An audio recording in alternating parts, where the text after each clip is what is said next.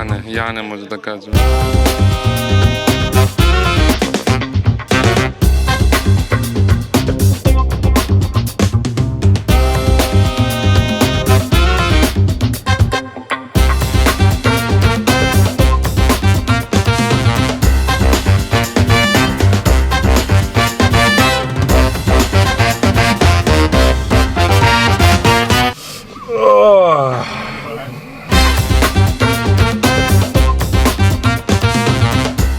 Моспитово беше од најразвиените цела општина. Мислам, цела Струмичка општина. Да. Моспитово беше ти свечени работи кои имаше прави мај, празници. Тоа се беше со знамиња тука, со сите работи.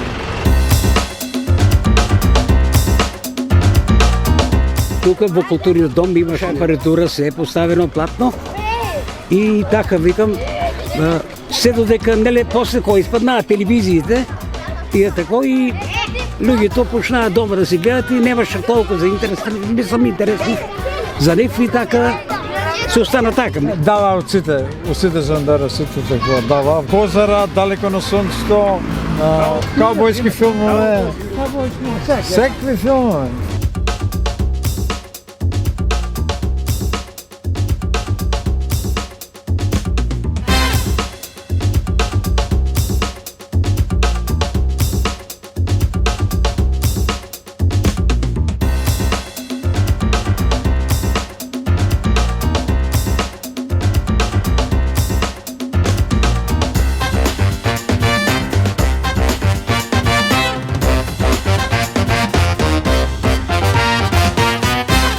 Село Босилово има повеќе легенди. Првата една легенда е еден од првите луѓе кои се населил од претходното место каде што било населеното место кое не се викало Босилово, се населил овде и затоа што имало Босилок се го нарекле Босилово.